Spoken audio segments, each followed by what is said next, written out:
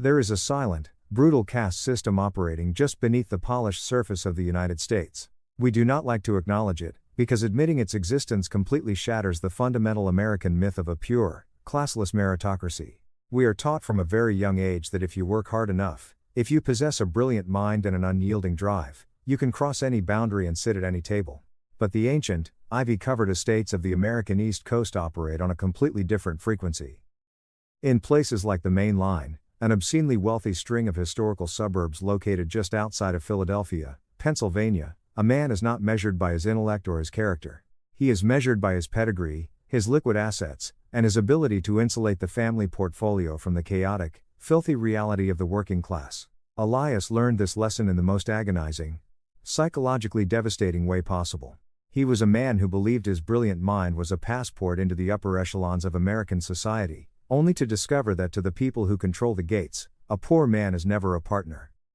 A poor man is an infection that must be surgically and ruthlessly excised from the family tree.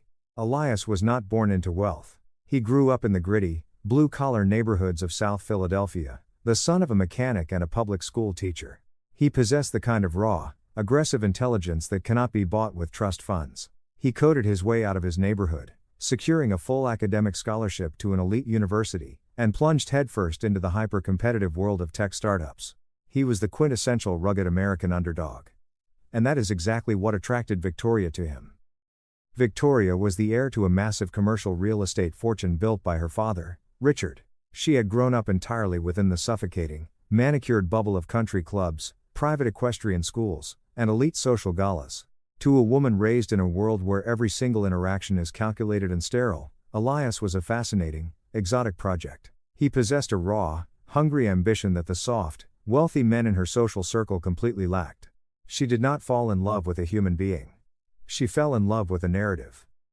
She loved the idea of being the sophisticated heiress who discovered a rough diamond, the woman who would stand by his side as he conquered the tech world and became a self-made billionaire. Their marriage was a collision of two entirely different Americas, masked by the intoxicating illusion of young love and the massive, initial success of Elias's predictive analytics software company. But the illusion of unconditional love in the upper class is entirely dependent on a climbing stock chart. When Elias was pulling in massive seed funding rounds and his face was featured in local business journals, Richard and Eleanor, his formidable in-laws, tolerated him.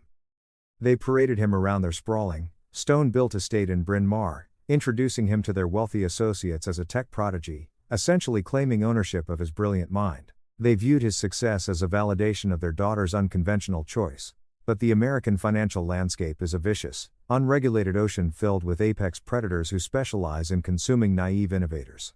3 years into the marriage, the catastrophe struck. Elias's startup was targeted by a massive, aggressive venture capital firm operating out of New York.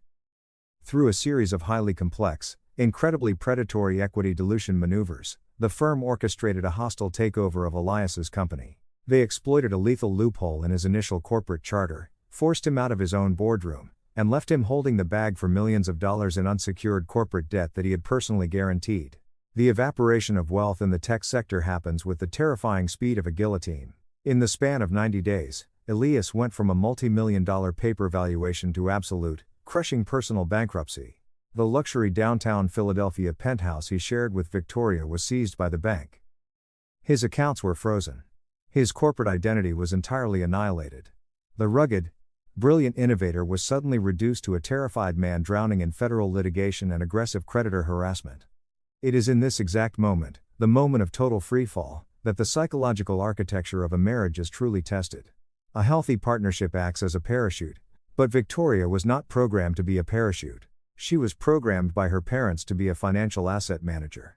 When Elias lost his company, he did not just lose his money. In Victoria's eyes, he lost his entire fundamental value as a human being. He ceased to be the exciting, self-made genius and instantly morphed into a terrifying liability, an anchor that was threatening to drag her out of her elite social stratosphere and into the suffocating, shameful reality of the working class. With absolutely nowhere else to go, bankrupt and legally cornered, Elias and Victoria were forced to move into the massive, renovated guest house located on the far edge of Richard and Eleanor's sprawling Bryn Mawr estate. This was not an act of parental charity. It was the beginning of a highly coordinated, psychological execution. When you are a grown man, stripped of your ability to provide, living on the charity of a narcissistic father-in-law who measures a man's soul by his credit limit. The humiliation is not a sudden event. It is a slow, daily dripping of acid. Richard and Eleanor engaged in a masterclass of domestic psychological warfare. They never screamed. They never threw plates. They used the terrifying, polite violence of the American upper class. They would host massive, catered dinner parties in the main house, inviting dozens of wealthy local politicians and real estate developers, and explicitly exclude Elias. They would instruct the household staff to stop delivering mail or groceries to the guest house, forcing Elias to walk up to the main mansion and ask the kitchen workers for basic supplies. They treated him not as a son-in-law, but as a stray animal that had wandered onto their manicured property and refused to leave. Eleanor, a woman who served on the board of directors for numerous poverty alleviation charities, displayed the most breathtaking sociopathy. She would happily sign $50,000 checks to provide housing for the homeless in the inner city, yet she viewed the bankrupt man sleeping in her guest house as a repulsive parasite. She would loudly complain to Victoria, making sure Elias was within earshot, about the horrific smell of failure that was seeping into the property. She constantly suggested that Elias's financial ruin was not the result of a predatory corporate takeover, but a manifestation of his low-class, gritty genetics. She was systematically dismantling his self-worth, breaking him down at the cellular level, while actively grooming her daughter to view her own husband as an enemy combatant. And Victoria, the woman who had sworn an oath to stand by him in sickness and in health, completely capitulated to her parents' programming. The transition was chilling to witness. She stopped sleeping in the same bed as Elias. She stopped asking him how the bankruptcy lawyers were handling the case. She began spending all her time in the main house, drinking expensive wine with her mother, reverting entirely to the role of the protected, insulated heiress. She looked at Elias with a mixture of profound pity and absolute disgust. She realized that she did not possess the emotional stamina or the moral courage to be the wife of a struggling man. Her entire identity was tied to her social status at the country club, and the whispers among the elite wives about her bankrupt, freeloading husband were causing her acute psychological agony. She wanted the problem removed. She wanted the stain on her pristine life eradicated. She just needed her father to do the dirty work. The inciting incident, the absolute, cold-blooded severing of the marriage, occurred on a freezing, sleet-filled Tuesday evening in late November. The atmosphere on the estate was already thick with the artificial cheer of the approaching Thanksgiving holiday. Elias was sitting alone in the freezing guest house. Richard had deliberately ordered the estate manager to cut the primary heating oil line to the secondary structure, claiming it was a necessary maintenance issue, leaving Elias to huddle under a thin blanket in near-freezing temperatures. Elias was staring at his laptop, desperately trying to write code for a freelance client, fighting a crushing wave of depression, when the heavy oak door of the guest house swung open. It was not Victoria coming to check on him. It was Richard. And Richard was not alone. Flanking the 62-year-old real estate mogul were two massive, armed private security contractors, and a sharply dressed man carrying a thick leather briefcase, whom Elias immediately recognized as the senior partner of the most ruthless family law and corporate litigation firm in Philadelphia. The visual impact of these four men entering the freezing, dimly lit guest house was the physical manifestation of absolute, unchecked power. Richard did not look angry. He looked entirely bored, possessing the sterile detachment of an exterminator walking into an infested basement. He did not offer a greeting. He stood in the center of the room, wearing a custom-tailored cashmere overcoat, and nodded to the lawyer. The lawyer stepped forward and placed two separate stacks of legal documents on the small wooden table in front of Elias. The clinical efficiency of the American legal system, when deployed by the hyper-wealthy, is a terrifying weapon. The lawyer did not speak to Elias as a human being, he addressed him as a legal liability. He pointed to the first stack of papers. It was a formal, notarized eviction and trespassing notice. The lawyer explained, in a perfectly modulated, emotionless voice, that the guest house was the exclusive corporate property of Richard's real estate holding company. Because Elias paid no rent and possessed no formal lease agreement, he was legally classified as a month-to-month-at-will tenant, and Richard was exercising his absolute right to terminate that tenancy immediately. The lawyer stated that Elias had precisely 15 minutes to gather his personal belongings and vacate the premises, or the armed security contractors would physically remove him and he would be arrested by the local municipal police for criminal trespassing. Elias stared at the eviction notice, his mind struggling to process the sheer, breathtaking cruelty of throwing a family member out into a freezing sleet storm. But the eviction was merely the logistical mechanism. The true, world-shattering violence was contained in the second stack of papers. The lawyer tapped his expensive pen against the thick file and informed Elias that this was an emergency, expedited petition for the dissolution of marriage. Victoria was filing for divorce on the grounds of irretrievable breakdown and severe financial irresponsibility. But the horror lay in the specific, attached injunctions. Victoria and her legal team had filed an aggressive ex parte restraining order alongside the divorce petition, claiming that Elias's recent financial ruin had made him psychologically unstable and a potential physical threat to the family. It was a complete, fabricated lie, a nuclear legal tactic utilized by the wealthy to instantly bypass standard divorce proceedings and force an immediate, unchallengeable physical separation. By attaching the fraudulent restraining order, Victoria had legally forbidden Elias from contacting her, returning to the estate, or communicating with any member of her family. She had locked him behind a massive, impenetrable legal wall. Elias looked past the lawyer and the security guards, his eyes locking onto Richard. He asked, his voice trembling with a mixture of freezing cold and absolute shock, where his wife was. He demanded to hear this from Victoria herself. He needed to look the woman he loved in the eye and hear her say that she was throwing him out like garbage. Richard offered a slow, chilling smile. It was the smile of a predator who had finally cornered his prey and secured the kill. Richard adjusted the cuffs of his expensive coat and delivered a sentence that completely incinerated the last remaining shred of Elias's belief in human decency. Richard stated that Victoria was currently packing her bags for a 3-week spa retreat in Switzerland. He told Elias that his daughter was completely exhausted by the suffocating stench of his failure, and she had authorized her father to handle the disposal of the trash. Richard leaned in close, the smell of expensive scotch and Cuban cigars radiating from his breath, and whispered that Elias was nothing but a genetic mistake. A filthy street kid who had managed to trick his way into the mansion for a few years, but the ride was officially over. He told Elias that he was going to die. Exactly the way he was born, poor, alone, and completely insignificant. Elias looked at the heavy oak door leading out into the freezing Pennsylvania night. He realized in that exact moment that begging was entirely useless. You cannot appeal to the humanity of people who view you as a financial statistic. He did not scream.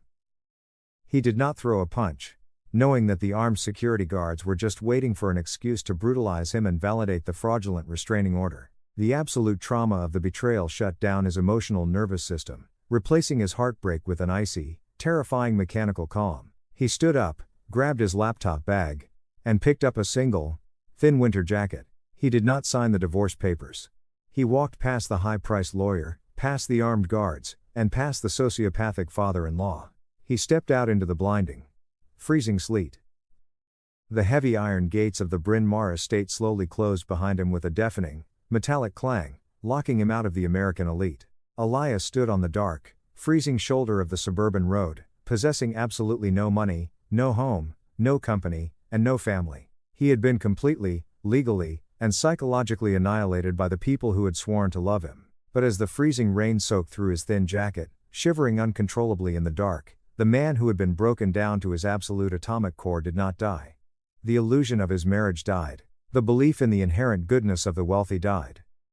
And from those ashes, something incredibly cold, infinitely patient, and terrifyingly brilliant began to take shape.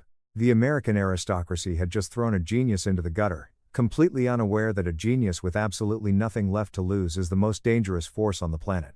There is a profound, biological shift that occurs in the human body when it is suddenly exposed to absolute, freezing destitution. When Elias walked away from the heavy iron gates of the Bryn Mawr estate, stepping into the violent, sleet-filled Pennsylvania night with absolutely nothing but the clothes on his back, he did not experience a cinematic montage of sorrow. He experienced the terrifying, clinical reality of hypothermia and societal erasure. In the United States, the descent from the middle class to the gutter can take years, but the drop from the gated aristocracy to the freezing pavement is instantaneous. Elias walked for 5 miles through the storm, his expensive shoes filling with freezing slush, until he reached a 24-hour diner on the absolute fringes of the city limits. He sat in a cracked vinyl booth, nursing a single cup of black coffee he paid for with a loose change in his pockets, and he engaged in the most critical diagnostic assessment of his entire life. The average man, when subjected to the sheer psychological violence of being discarded by his wife and financially annihilated by his father-in-law, will spend years drowning in a toxic cocktail of victimhood and rage. He will hire cheap lawyers he cannot afford, fighting a losing battle in family court against billionaires, screaming about justice until his sanity completely fractures. But Elias possessed the mind of a master software architect. He viewed human behavior and societal structures exactly the same way he viewed a massive, complex codebase. He realized, sitting in that fluorescent-lit diner, that crying over the injustice of the American legal system was as pathetic and useless as screaming at a computer screen because a program crashed. The system was not broken. The system was operating exactly as it was designed to operate. The courts, the venture capital firms, the elite social circles, they were all highly optimized algorithms built to protect the legacy wealth of men like Richard and crush the upward mobility of outsiders. Elias understood that he had lost his company and his marriage because he had tried to play a rigged game using their rules. He had believed in the illusion of the noble innovator. He realized that to destroy the architects of his misery, he could not simply rebuild another traditional tech startup. He could not rely on public venture capital or seek the validation of the business press. He had to build a weapon. He had to construct a silent, invisible financial predator that operated entirely in the dark, outside the reach of the traditional banking establishment and immune to the social leverage of the Philadelphia elite. The next 3 years of Elias's life were a terrifying testament to the sheer, unstoppable force of a genius fueled by absolute, crystalline apathy. He did not return to the polished tech hubs of Silicon Valley or the shiny skyscrapers of Center City. He returned to his roots, disappearing completely into the gritty, anonymous working-class neighborhoods of South Philadelphia. He rented a tiny, unheated room above a commercial laundromat, paying his rent by doing menial, cash-only IT repair work for local pawn shops and auto garages. To the outside world, Elias was a ghost, a statistical casualty of a failed marriage and a busted startup. Victoria and her family assumed he was either dead, incarcerated, or living in a homeless encampment. They threw lavish parties celebrating her finalized, uncontested divorce, entirely unaware that the man they had thrown into the gutter was sitting in a dark room 10 miles away, writing the code that would eventually consume their entire world. Using a cheap, refurbished laptop and a stolen Wi-Fi connection, Elias began to construct his masterpiece. He did not build consumer software. He built an apex predator algorithm. Elias's original brilliance lay in predictive analytics, the ability to process massive amounts of seemingly disconnected data to forecast future human and market behavior. He took that brilliant architecture and weaponized it against the very industry that had funded his father-in-law's arrogance, commercial real estate. Elias knew that the massive empires of men like Richard were built on a terrifyingly fragile foundation of floating-rate debt, aggressive leverage, and institutional hubris. Richard's entire portfolio consisted of massive, glass facade office parks and luxury retail centers, all financed through a complex web of commercial mortgage-backed securities, CMBS. Elias designed his algorithm to aggressively scan the global financial markets, the municipal zoning boards, the corporate lease expiration registries, and the macroeconomic interest rate forecasts. The algorithm was not designed to predict the success of a property. It was specifically engineered to predict the exact moment a highly leveraged commercial real estate portfolio would mathematically collapse. It was a digital vulture, circling the skies of the American economy, waiting to identify the wounded giants before they even knew they were bleeding. But a brilliant algorithm is useless without capital. Elias did not go to a bank. He took the $3,000 he had painstakingly saved from fixing broken motherboards, masked his IP address through a labyrinth of international proxy servers, and waded into the dark, unregulated waters of the decentralized cryptocurrency and offshore derivatives markets. Operating with the cold, emotionless efficiency of a machine, Elias allowed the algorithm to execute thousands of micro trades a day. It identified tiny, imperceptible inefficiencies in the volatile global markets, striking with surgical precision and immediately withdrawing the profits before the institutional algorithms even registered the movement. The exponential growth of capital, when unhindered by human emotion, fear, or greed, is mathematically terrifying. In 12 months, the $3,000 became $400,000. In 24 months, operating through a series of anonymous, heavily encrypted shell companies incorporated in Delaware and the Cayman Islands, the algorithm had amassed over $18 million in liquid capital. By the end of his third year in that freezing room above the laundromat, Elias was the sole, anonymous owner of a private quantitative hedge fund sitting on a war chest of over $150 million. He had quietly, invisibly become vastly wealthier than the venture capital firm that had originally stolen his company. But Elias did not buy a mansion. He did not buy a sports car. He did not emerge from the shadows to flaunt his resurrection. He remained in the cheap room, wearing the same faded clothes, entirely focused on the digital crosshairs of his algorithm. He was waiting for the market to shift. He was waiting for the perfect, catastrophic economic storm to hit the Philadelphia commercial real estate sector. In the fourth year, the global economy finally provided the ammunition.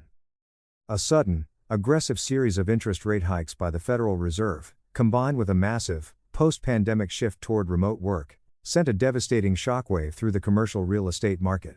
The value of massive office parks plummeted. The debt servicing costs on floating rate loans skyrocketed. The invincible titans of the industry were suddenly bleeding cash at an apocalyptic rate. Elias sat in the dark glow of his monitors and watched the algorithm flag a highly specific, massive vulnerability. It was a red alert pulsing on the screen, detailing a catastrophic liquidity crisis within a specific, heavily leveraged portfolio. Elias pulled up the corporate ownership records. It was Richard's flagship holding company. The sociopathic arrogance of the wealthy is their ultimate Achilles heel. Richard had spent decades believing he was too big to fail. He had over-leveraged his most valuable, historical properties to fund the construction of a massive, wildly speculative luxury retail complex in the center of the city. When the interest rates spiked and his corporate tenants began breaking their leases, Richard found himself staring down the barrel of a $40 million margin call from his institutional lenders. If he could not produce the cash within 60 days, the banks would trigger a cross-default clause, foreclosing on his entire empire and liquidating his legacy for pennies on the dollar. Richard panicked. He could not go to the traditional banks, because his credit rating was in freefall. He could not publicly liquidate his assets, because the optics of a fire sale would completely destroy his elite social standing and trigger a mass exodus of his remaining investors. He was a desperate, bleeding animal looking for a quiet, massive infusion of dark capital to save his life. Through his network of desperate brokers, Richard was quietly introduced to a highly exclusive, notoriously aggressive private equity firm operating out of a faceless glass tower in New York. The firm was known for providing massive bridge loans to distressed billionaires, but they demanded exorbitant interest rates and absolute, ironclad collateral. Richard, blinded by his desperation to maintain his facade, authorized his legal team to negotiate with the New York firm. He offered the complete, unencumbered deeds to his three most valuable, historical mainline properties, including the massive Bryn Mawr estate where he lived, as collateral for a $45 million emergency loan. He believed he was outsmarting the market, securing the capital he needed to weather the storm, confident that the market would eventually rebound and he would easily pay off the predatory loan. Richard signed the massive, 200-page commercial loan agreement in his mahogany-paneled office, surrounded by his sycophantic lawyers and his wife, Eleanor. He popped a bottle of vintage champagne, celebrating his brilliant financial maneuvering, believing he had once again conquered the chaotic forces of the economy. He had absolutely no idea that the New York private equity firm did not actually exist. The firm was a ghost. It was a masterfully constructed corporate illusion, a shell company entirely owned, funded, and operated by Elias. Sitting in the dim light of his South Philadelphia room, surrounded by the hum of cooling fans, Elias watched the digital notification confirm the transfer of $45 million from his offshore accounts into Richard's corporate ledger. In exchange, the digital vault received the physical, notarized deeds to Richard's entire legacy. Elias leaned back in his cheap, broken office chair and smiled for the first time in 4 years. It was not a smile of joy. It was the cold, terrifying smile of an engineer who had just finished pouring the concrete around the foundation of a maximum security prison. Richard thought he had secured a lifeline. He did not realize that he had just voluntarily locked his entire bloodline inside a burning building. And he had personally handed the only key to the man he had thrown out into the freezing rain 4 years ago. The trap was set. The explosive charges were wired. All Elias had to do now was wait for the timer to reach zero. The concept of a predatory loan is a masterpiece of dark financial engineering.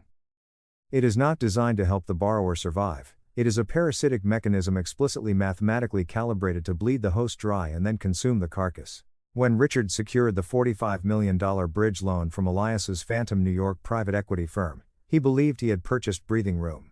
But Richard was an arrogant man operating on outdated real estate paradigms, completely blind to the macroeconomic forces that Elias's algorithm had already perfectly mapped. The $45 million did not fix Richard's collapsing empire. It simply vanished into the massive, gaping black hole of his doomed luxury retail complex. He used the cash to pay off angry contractors, to silence his panicked institutional investors, and to maintain the obscene, opulent lifestyle of his family. He was bailing water out of a sinking ship with a solid gold bucket. Meanwhile, the interest rate on the shadow loan, a terrifying, compounding metric buried deep in the 200 pages of legalese he had arrogantly signed, was ticking upward like a digital metronome of doom. Exactly 12 months after the loan was dispersed, the inevitable mathematical reality crashed into the Bryn Mawr estate. The retail complex officially filed for Chapter 11 bankruptcy. Richard's liquid capital was completely eradicated. And on the first day of the 13th month, Richard missed his first interest payment to the New York firm. In the traditional banking sector, a missed payment triggers a phone call, a polite warning, and perhaps a negotiation for an extension. But Elias had not built a traditional bank. He had built a guillotine. The absolute second the digital clock struck midnight and the payment failed to clear, Elias's automated systems executed the default protocols. He did not call Richard. He did not send a warning email. He deployed a highly aggressive, specialized team of corporate litigators operating out of Manhattan, completely insulating his own identity, to execute the cross-default and collateral seizure clauses. The delivery of the destruction mirrored the exact methodology of Elias's own exile. It was a freezing Tuesday morning, exactly 5 years after Elias had been thrown out into the sleet.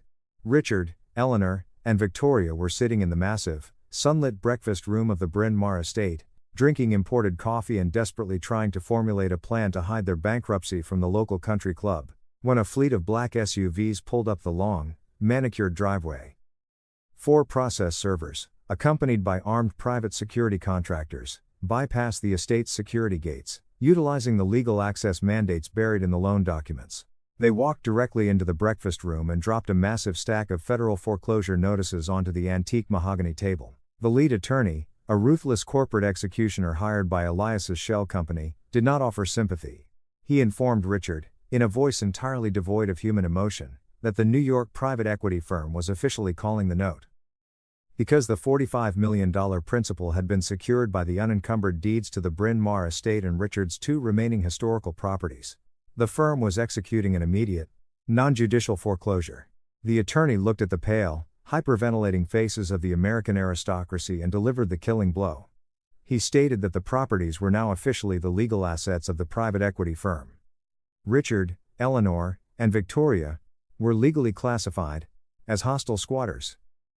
They were given exactly 72 hours to pack their personal clothing and vacate the premises, or the armed security contractors would physically drag them out onto the street and have them arrested for criminal trespassing. The psychological collapse of a narcissist when they are stripped of their wealth is a violent, pathetic spectacle. Richard did not roar like a titan of industry, he collapsed into his chair, clutching his chest, his face the color of wet ash. Eleanor, the woman who had happily written charity checks while mocking the poor, began to sob hysterically, screaming at the lawyers that they could not do this to people of their social standing.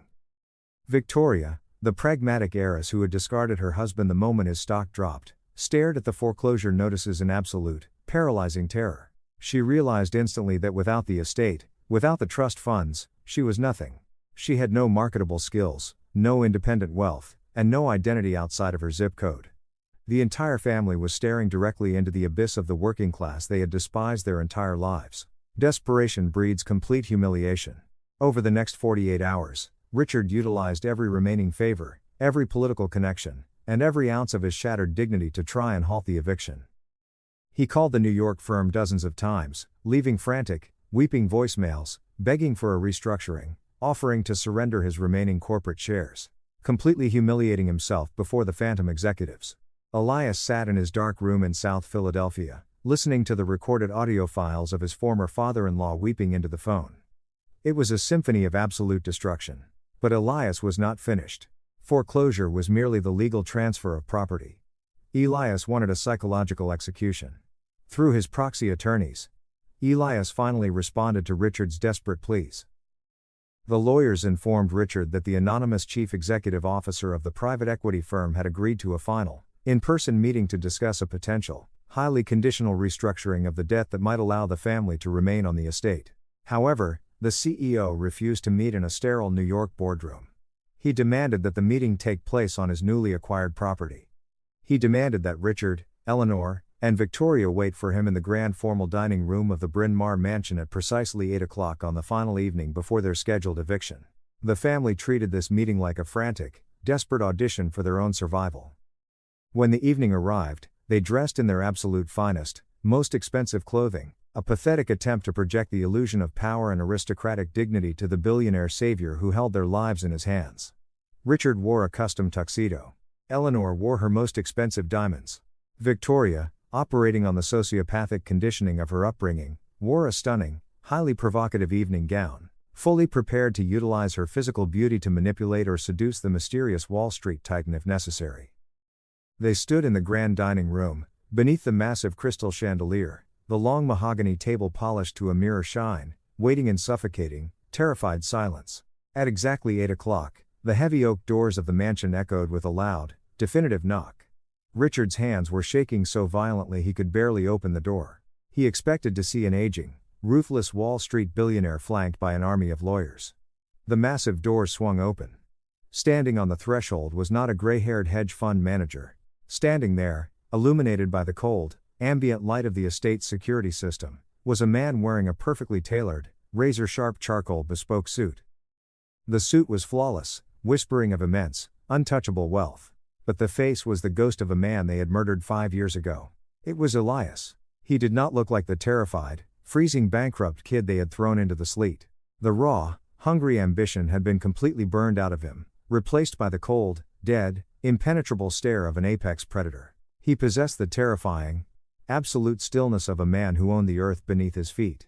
The silence that fell over the grand foyer was absolute, heavy, and suffocating. The human brain, when confronted with a reality that fundamentally contradicts its entire worldview, momentarily short-circuits. Richard stepped back, his mouth opening and closing, his mind desperately trying to process how the filthy, discarded street kid from South Philadelphia was standing on his porch wearing a suit that cost more than Richard's current net worth. Eleanor let out a high-pitched, terrified gasp, her hands flying to her diamond necklace. But it was Victoria whose reaction was the most profound. She stared at Elias, the man she had legally forbidden from contacting her, the man she had allowed her father to mentally and physically destroy. She looked at his bespoke suit, the expensive, custom-made watch on his wrist, and the undeniable, terrifying aura of absolute, unchecked power radiating from him. The realization hit her with the physical force of a sledgehammer. The anonymous, ruthless New York billionaire who had bought their debt, engineered their collapse, and currently owned the deed to her childhood home, was the husband she had thrown away. Elias did not offer a polite greeting. He did not smile. He stepped over the threshold, his expensive leather shoes echoing sharply on the imported marble floor, and looked at the three terrified aristocrats shivering in their designer clothing. "I believe," Elias said, his voice completely devoid of emotion, cutting through the silence like a scalpel, "you requested a meeting with the owner of this house. The human mind is simply not equipped to process the sudden, violent inversion of absolute power. When a peasant overthrows a king, the king does not immediately understand that he is no longer royalty. His brain attempts to reject the visual evidence of his own execution." Richard stood in the grand foyer of his ancestral home, the epicenter of his lifelong, manufactured superiority, and stared at the man he had left to freeze in the sleet half a decade ago. Elias did not look angry. Anger implies a loss of control, an emotional vulnerability. Elias possessed the terrifying, sterile detachment of a mathematician who had just successfully balanced a massive, complex equation. He walked past the hyperventilating real estate mogul, his expensive leather shoes sinking into the imported Persian rug, and casually took a seat at the absolute head of the massive mahogany dining table. He was claiming the throne. Richard's aristocratic facade completely liquefied. The 62-year-old titan of industry, a man who had spent his entire life destroying smaller competitors and treating the working class like disposable machinery, began to physically tremble. He staggered toward the table, his custom tuxedo suddenly looking like a clown suit on a terrified old man. He attempted to speak, to utilize the commanding, aggressive baritone that had built his empire. But what emerged was a pathetic, high-pitched stammer. He asked Elias how this was statistically, financially possible. He demanded to know how a bankrupt, discarded street kid had managed to secure a $45 million private equity fund. Elias did not answer him immediately. He slowly unbuttoned his bespoke suit jacket, leaned back in the heavy, ornate chair that had belonged to Richard's grandfather, and looked around the magnificent room. He was forcing the family to endure the agonizing, suffocating silence. "I did not secure a fund. Richard," Elias finally spoke, his voice echoing in the cavernous space. "I built an algorithm. An algorithm specifically designed to identify over-leveraged, arrogant dinosaurs who had mortgaged their history to fund their delusions. I didn't steal your empire. I didn't orchestrate a hostile corporate takeover like the one that destroyed my company. I simply sat in the dark and waited for your greed to mathematically consume you. You handed me the unencumbered deeds to your entire legacy because you were terrified of looking poor in front of your friends at the country club. Eleanor, the matriarch who had spent years making snide, sociopathic comments about Elias's blue-collar genetics, completely snapped. The realization that the filthy parasite she had ordered the staff to ignore was now the absolute legal owner of the roof over her head shattered her fragile, manicured reality. She lunged forward, her diamond necklace glittering under the crystal chandelier, and began screaming. She deployed the classic, hysterical defense mechanism of the American elite, threatening to call the police, threatening to call her team of high-powered lawyers to have the loan annulled, claiming that Elias had committed massive corporate fraud. Elias looked at her with the cold, dead eyes of a shark. He reached into the inner pocket of his jacket, pulled out a heavily encrypted digital tablet, and placed it on the mahogany table. Call them, Eleanor, Elias offered, his voice a chilling whisper. Call the local police. Show them the notarized, multi-million-dollar default notices you signed. Call your lawyers. The same lawyers who enthusiastically reviewed my completely legal, ironclad shadow loan because you were too desperate to verify the source of the capital. If you try to fight this in court, I will publicly release the unredacted forensic audit of Richard's completely insolvent retail complex. I will show the world, and every single one of your wealthy friends, that the great Richard is nothing more than a bankrupt fraud who gambled away his daughter's inheritance. You will not just be homeless. You will be a public, historical laughingstock. The threat of public humiliation is the ultimate nuclear weapon against a narcissist. Eleanor stopped screaming instantly. The color completely drained from her face, and she collapsed into a chair, burying her face in her hands, weeping with the profound, ugly realization that she was completely trapped. But the climax of this psychological execution did not belong to the parents. It belonged to Victoria. Victoria, the pragmatic, beautiful heiress who had filed a fraudulent restraining order to violently eject her husband from the property, watched her parents disintegrate. She realized, with the terrifying, sociopathic clarity of a survivalist, that her father's power was dead. Richard was a sinking ship, and Victoria had absolutely no intention of drowning with him. She looked at Elias, taking in the bespoke suit, the aura of untouchable wealth, and the cold, dominant posture. Her programming executed a massive, instantaneous pivot. She slowly walked around the massive mahogany table, tears pooling in her perfectly makeup-enhanced eyes. She deployed the ultimate weapon of the female narcissist, the illusion of the tragic, manipulated victim. She did not scream or threaten. She stopped 3 feet away from Elias, her voice trembling with manufactured heartbreak. She told him that she had never stopped loving him. She wove a fantastical, sickeningly sweet lie, claiming that Richard had completely controlled her finances, that he had threatened to disinherit her and destroy her if she did not sign the divorce papers and the restraining order. She claimed that she had spent the last 5 years living in a state of agonizing regret, a prisoner in her own home, secretly praying that her brilliant, rugged husband would return to save her. And then, the woman who had stood in the warm mansion while Elias was thrown into a freezing sleet storm did the unthinkable. Victoria, the elite mainline heiress, physically dropped to her knees on the imported marble floor. She reached out, her manicured hands grasping the pristine fabric of Elias's custom trousers, and looked up at him with wide, weeping eyes. She begged him. She pleaded with him to forgive her, to realize that they could finally be together now that he had defeated her tyrant of a father. She offered herself to him, completely willing to trade her loyalty and her body to secure her position in his new, multi-million-dollar empire. It was a grotesque, fascinating display of absolute moral bankruptcy. Richard, watching his own daughter kneel before the man he had despised, finally broke. The sheer, overwhelming weight of his failure crushed his spine. The mighty real estate mogul, a man who had never apologized to a single human being in his life, slowly lowered himself down beside his daughter. Richard dropped to his knees. He begged Elias for mercy. He begged for a restructuring of the loan, promising to work for Elias, offering to sign over his remaining corporate shares, weeping like a terrified child. Elias sat in the heavy mahogany chair, looking down at the 2 generations of American aristocracy sobbing and groveling at his feet. This was the moment he had visualized thousands of times in that freezing room above the laundromat. This was the transaction he had paid $45 million to execute. But as he looked at Victoria's tear-stained face, He did not feel the triumphant rush of romantic reclamation. He felt absolute, clinical disgust. He realized that Victoria's tears were not an apology for the pain she had caused him. She was not crying because she loved him. She was crying because she loved the mahogany table, the crystal chandelier, and the private equestrian clubs. She was simply trying to attach her parasitic existence to the new, stronger host. Elias did not reach down to touch her. He did not offer a comforting word. He slowly stood up, forcing Victoria to release his trousers, and looked down at the pathetic, weeping figures on the floor. "You don't love me, Victoria," Elias said, his voice echoing in the silent, massive room with the finality of a judge reading a death sentence. "You love capital. You love the safety of this fortress. You are looking at me right now and you don't see a husband. You see a bank account that can maintain your country club membership. And Richard, you don't respect my intellect. You are just terrified of my leverage." Elias picked up the encrypted tablet from the table and slipped it back into his tailored jacket. He looked at the family one last time, completely erasing them from his emotional reality. "I am not a bank," Elias concluded, staring directly into Victoria's horrified eyes. "And I am not your husband. I am the man who holds the deed to your legacy. Your 72-hour eviction notice is still active. I highly suggest you stop weeping and start packing. Because on Friday morning, the security contractors will not ask you politely to leave. Good night, Richard." Elias turned around and walked out of the grand dining room.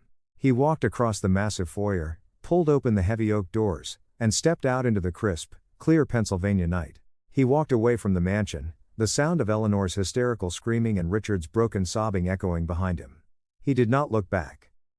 He had bought their castle, he had brought them to their knees, and he had finally, permanently, locked them out of his world. The physical reality of an eviction is far less glamorous than the cinematic dramas portray. There is no soaring background music, no heroic last stand. It is a sterile, brutally efficient bureaucratic process, governed by men holding clipboards and heavily armed contractors who do not care about your pedigree. When Friday morning arrived, the sky over Bryn Mawr was a dull, unforgiving gray. Exactly at 8 o'clock, the fleet of black SUVs returned to the massive iron gates of the estate. Richard, Eleanor, and Victoria had not packed. Operating under the fatal, deeply ingrained delusion of the American aristocracy, they had spent the last 72 hours completely paralyzed by denial. They genuinely believed that at the 11th hour, a judge would intervene, a wealthy friend would bail them out, or Elias would suddenly realize the social gravity of what he was doing and back down. But the American legal system, when fueled by a $45 million debt, possesses zero respect for history. The security contractors breached the mansion, methodically sweeping through the opulent rooms, and ordered the family out.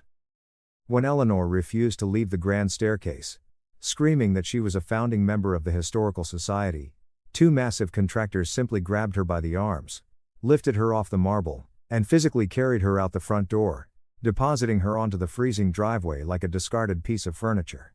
They were allowed to take only what could fit into 3 standard suitcases. They stood at the end of their long, manicured driveway, shivering in their designer coats, watching the heavy iron gates lock them out of their own legacy forever. They had no cars, because the vehicles were leased under the bankrupt holding company.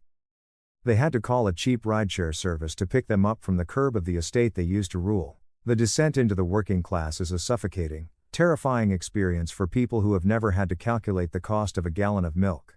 Richard managed to secure a cramped, 2-bedroom apartment in a decaying, industrial suburb of Philadelphia, completely exhausting the last few thousands of dollars he had hidden in a personal checking account.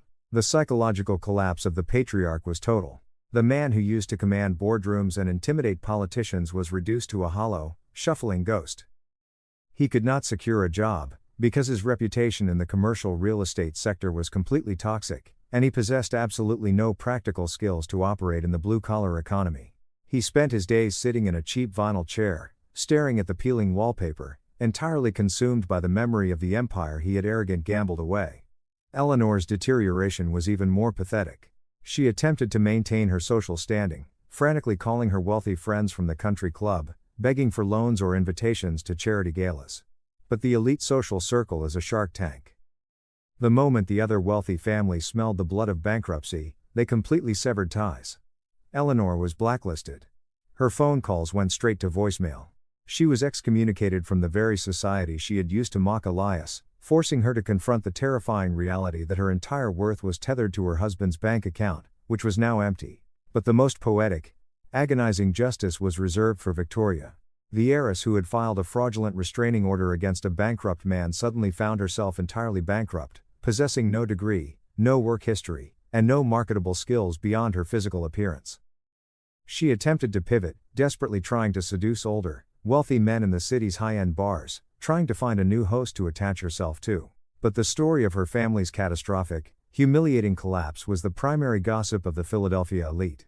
Wealthy men did not view her as a prize, they viewed her as a massive, radioactive liability. She was eventually forced to take a job as a hostess at a mid-tier corporate steakhouse, spending her evenings smiling and carrying menus for the exact same class of businessmen she used to look down upon from her penthouse balcony. And what became of the Bryn Mawr estate? What did the apex predator do with the castle he had conquered? Elias did not move into the mansion. He understood that living in the physical manifestation of his abuser's arrogance would only tether his psychology to the past. He was a builder, an engineer of new realities. 6 months after the eviction, Elias utilized his massive hedge fund capital to execute a highly publicized, deeply symbolic act of architectural demolition. He did not tear down the mansion to build a larger one. He donated the entire 50-acre property, including the historical main house, to a massive, non-profit educational trust. He heavily funded the complete renovation of the estate, transforming the opulent, restricted sanctuary of the American elite into a state-of-the-art, entirely free residential coding and technology academy, specifically designed for underprivileged, brilliant students from the poorest, most dangerous neighborhoods of South Philadelphia. He took the mahogany dining room where he had been psychologically tortured and turned it into a massive server farm. He took the grand ballroom where Eleanor used to host her exclusive galas and filled it with hundreds of workstations and interactive whiteboards. He took the gates that had been locked against him and welded them permanently open. He eradicated the toxic, exclusionary legacy of Richard's bloodline and replaced it with an engine of absolute, unstoppable upward mobility for the exact demographic of kids that Richard and Eleanor had despised. Elias did not just take their money, he completely erased their historical footprint from the earth. Elias remained in the shadows, an anonymous billionaire operating his algorithm from a highly secure, minimalist penthouse in a different city. He never married again. He found his absolute peace in the cold, perfect logic of the code and the quiet knowledge that he possessed the power to dismantle gods. This is Tom Hallen, and you have been listening to a story about the lethal arrogance of the American caste system and the terrifying consequences of underestimating the discarded. We are taught to fear the monsters hiding in the dark alleys, but the most dangerous predators in our society usually live behind iron gates, wearing bespoke suits, completely convinced that their wealth makes them immune to the laws of physics and morality. But Elias proved that the system can be hacked. He proved that when you strip a man of his dignity, his home, and his hope, you do not destroy him, you simply remove his ethical restraints. If you are listening to this, and you are currently being crushed by the weight of someone else's manufactured superiority, I want you to remember the algorithm. I want you to remember that silence is not surrender. It is simply the time required to write the code that will eventually bring their entire empire crashing down around them. Thank you for joining me tonight. If this podcast gave you the blueprint you needed to survive your own winter, please subscribe, leave a review, and share this story. Stay sharp, trust the math, and never, ever beg for a seat at a table you can afford to buy. Good night, America.